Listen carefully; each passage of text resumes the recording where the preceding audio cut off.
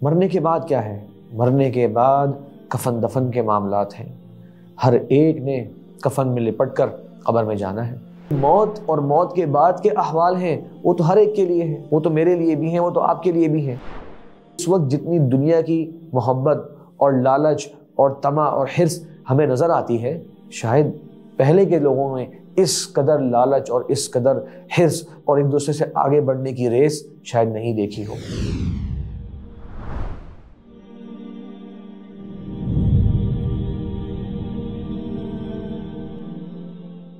الحمدللہ وصلی اللہ وسلم علی رسول اللہ، اما بعد۔ ہم میں سے ہر شخص دنیا میں اپنے لیے آسانیاں تلاش کرتا ہے، کوشش کرتا ہے کہ دنیا کی زندگی اس کی آسانیوں کے ساتھ گزرے، کوئی تکلیف پریشانیاں اس کو اس زندگی میں لاحق نہ ہو، اور اچھی کوشش ہے۔ اللہ تبارک و تعالیٰ نے دنیا میں نعمتیں بنائی ہیں تاکہ میں اور آپ ان کا استعمال کر سکیں اور ان سے استفادہ کر سکیں، لیکن ایک حقیقت جس سے کوئی مفر نہیں، جس سے بچنا ممکن نہیں، وہ ہے موت، کہ یہ دنیا کی زندگی بہرحال ختم ہو جانی ہے۔ کسی نے بھی اس دنیا میں ہمیشہ باقی نہیں رہنا، اور شاید سب سے زیادہ مشہور اور معروف ایسی قرآنی آیت جو ہر ایک نے بار بار سنی ہے اور ہم سنتے رہتے ہیں، وہ یہی ہے، کل نفس ذائقۃ الموت، ہر نفس نے موت کا ذائقہ تو چکھنا ہے۔ اس حقیقت سے دنیا کا کوئی بھی شخص، چاہے وہ اللہ تعالیٰ کو مانتا ہو نہ مانتا ہو، نیک ہو برا ہو، بالکل غفلت کی زندگی گزار رہا ہو یا بہت زیادہ باعمل زندگی گزار رہا ہو، کوئی اس کا انکار نہیں کر سکتا۔ بلکہ اگر آپ کسی سے کہیں کہ تمہارا موت کے بارے میں کیا تصور ہے، تو سب کا جواب ایک ہی ہوگا کہ جناب یہ اس دنیا کا خاتمہ ہے، یہ اس دنیا کا خاتمہ ہے۔ اس کے بعد کیا ہونا ہے، یہ پھر اہل ایمان اپنے ایمان کے ساتھ، اپنے قرآن و حدیث کے ساتھ تعلق جو ہے اس کی روشنی میں کچھ آپ کو مزید تفصیلات بتا دیتے ہیں، اور جو ان کو نہیں مانتا وہ پھر اپنی ہی ایک نظریہ، اپنا ہی ایک سوچ آپ کے سامنے پیش کر دیتا ہے۔ تو ناظرین کرام، سوال یہ ہے کہ جب میں نے اور آپ نے مرنا ہے، مرنے کے بعد کیا ہے؟ مرنے کے بعد کفن دفن کے معاملات ہیں۔ ہر ایک نے کفن میں لپٹ کر قبر میں جانا ہے۔ پھر قبر کی زندگی ہے، اس میں نعمتیں بھی ہیں، اس میں سختیاں بھی ہیں، اور کتنا وقت وہاں رکنا ہے انسان نے کسی کو معلوم نہیں۔ اس کے بعد پھر قیامت کے دن کے لیے اٹھایا جانا ہے، حشر کا میدان ہے، اور اس دن کی جو حواس باختہ تفصیلات ملتی ہیں کہ انبیاء کرام، اللہ کے سب سے معزز و مکرم انبیاء کرام، وہ بھی نفسی نفسی کی بات اس دن کر رہے ہوں گے۔ انسان اپنے ماں باپ، ذرا سوچئے، دنیا میں انسان کو تکلیفیں پریشانی آتی ہیں تو وہ ماں باپ کی طرف رجوع کرتا ہے۔ اس دن وہ اپنے ماں باپ سے دور ہو رہا ہوگا، اپنے گھر والوں سے دور ہو رہا ہوگا، اپنے بچوں سے، اپنی اولاد بیوی سے دور ہو رہا ہوگا۔ یہ دن بھی آنا ہے۔ اس کے بعد نامہ اعمال دیے جانے کا وقت ہے، اس کے بعد پل صراط کی سختیاں ہیں، اس کے بعد قنطرہ ہے، مختلف قیامت کے دن کے یہ احوال، یہ حق الیقین، یقینی احوال ہیں، یہ کوئی فرضی باتیں نہیں۔ اس سب سے ہم نے اور آپ نے گزرنا ہے، اور اس کے بعد پھر ہمیشہ ہمیشہ کے دو عالم شروع ہو جائیں گے، یا جنت کا عالم شروع ہو جائے گا یا جہنم کا عالم شروع ہو جائے گا۔ اور یہ ہے حیوان۔ قرآن میں اللہ نے فرمایا کہ آخرت کی جو زندگی ہے، حیوان سے مراد کہ حقیقی ترین زندگی۔ حیوان عربی زبان کے اندر حیات کا ایک مصدر ہے، یعنی کہ زندگی، ہمیشہ باقی رہنے والی زندگی جو ہے وہ یہ نہیں، بلکہ وہ آخرت کی زندگی ہے۔ اور اس کے بعد پھر یا جنت والے جنت کی راہیں دیکھ لیں گے اور جہنم والے جہنم کی راہیں۔ مقصد یہ کہ اتنی بڑی تفصیلات اور اتنی زیادہ معاملات جو آگے آنے والے ہیں، ان کے بارے میں دو طرح کی میری اور آپ کی تیاری ہونی چاہیے۔ ایک یہ کہ اس کے بارے میں آگاہی ہو کہ واقعی کون کون سے مراحل آنے والے ہیں، کیا کچھ ہونے والا ہے۔ بہت سی باتیں، بہت سے نظریات کے اوپر کچھ لوگ اعتراض بھی کر رہے ہیں، کیا یہ درست ہیں، کیا یہ نظریات صحیح ہیں، قرآن و حدیث سے ثابت ہیں؟ ایک دوسرا، جو چیز ثابت ہے پھر میں اس کو اپنے ایمان کا حصہ بناؤں اور پھر اس کے حوالے سے تیاری بھی کروں کہ اس اسٹیج میں نے پہنچنا ہے، قرآن و حدیث سے بات ثابت ہو گئی ہے، تو میری اب کیا تیاری ہے اس اسٹیج پر جب میں پہنچوں گا۔ تو محترم ناظرین، اس حوالے سے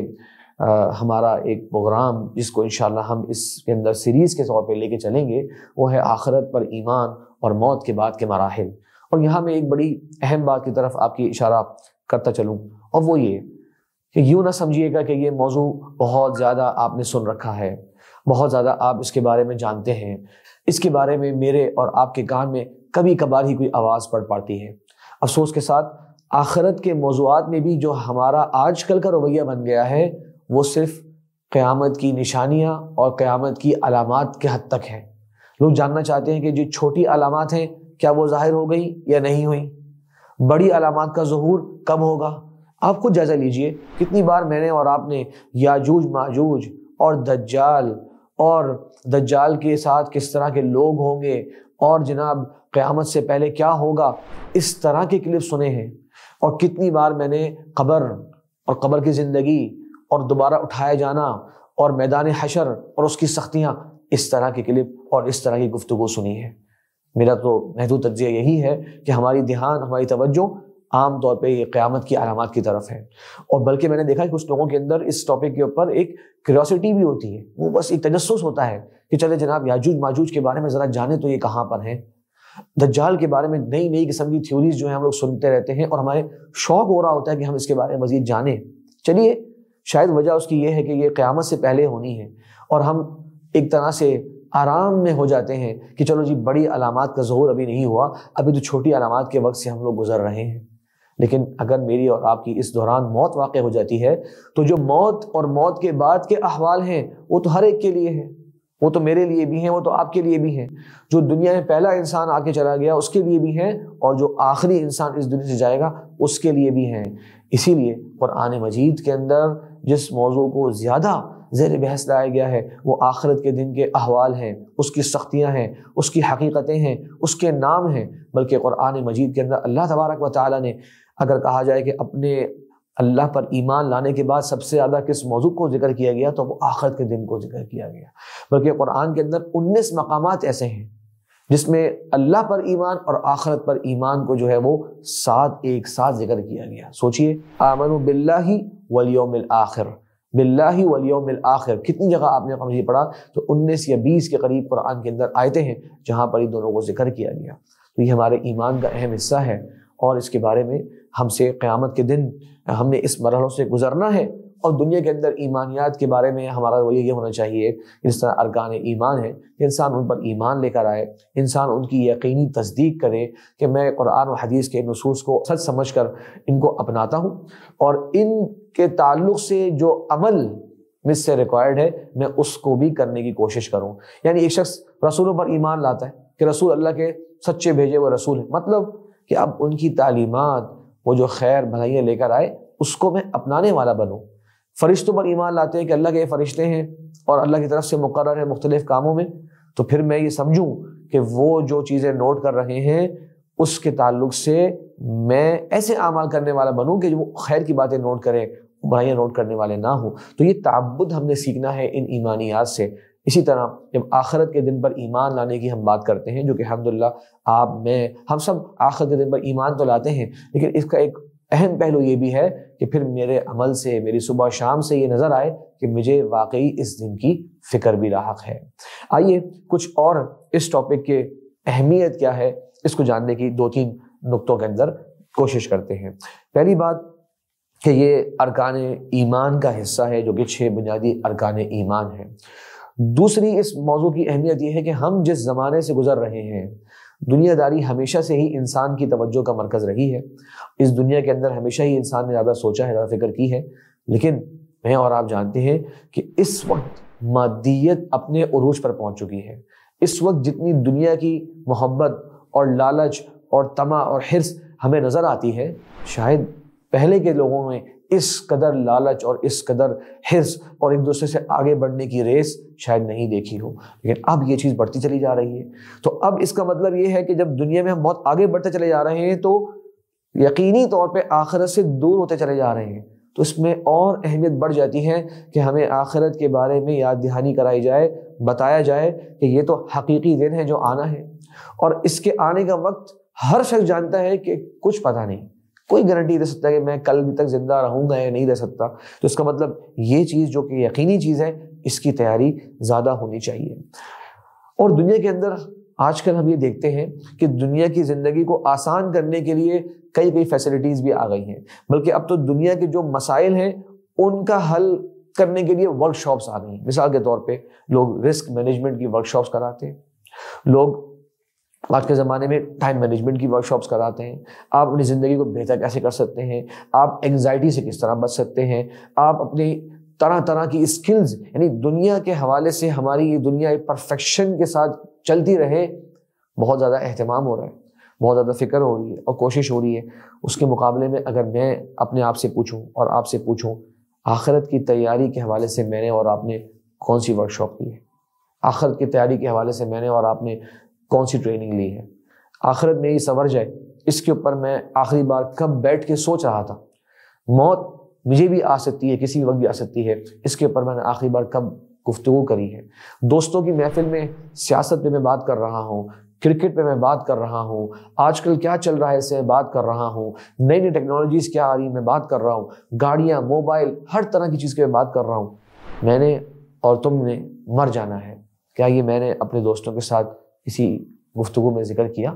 مرنے کے بعد میرا اور تمہارا کیا ہوگا, اس پہ بات چیت کری؟ مرنے کے بعد یہ تو ہم فکر کرتے ہیں کہ شاید اگر اس کی اولاد ہے تو میرے بعد میری اولاد کا کیا ہوگا, لیکن میں یہ نہیں پوچھ رہا کہ میرا کیا ہوگا. اولاد کی فکر ہے, بیوی کی فکر ہے, ان کی بھی دنیا کی فکر ہی ہے کہ ان کو کون سنبھالے گا, ان کی کون فکر کرے گا. میں یہ نہیں سوچ رہا کہ اگر میں مر جاؤں گا تو میرا کیا ہوگا, کیا میں اللہ تبارک و تعالیٰ کے یہاں سرخرو لوگوں میں شامل ہوں گا یا اللہ نہ کرے ناکام اور نامراد لوگوں میں شامل ہوں گا. اسی طرح ایک ہمارا اس سیریز کا مقصد یہ بھی ہے کہ جیسے کہ میں نے ذکر کیا کہ کچھ لوگ آخرت کے دن کے جو احوال ہیں ان کے اوپر کچھ اعتراضات بھی کرتے ہیں, اور کچھ فلسفیانہ تفسیرات بھی ہمارے ہاں چلتی آ رہی ہیں اس کے بارے میں, تو ان کا صحیح تصور قرآن اور صحیح حدیث کی روشنی میں وہ ہمارے سامنے ہونا چاہیے. اور آخری بات,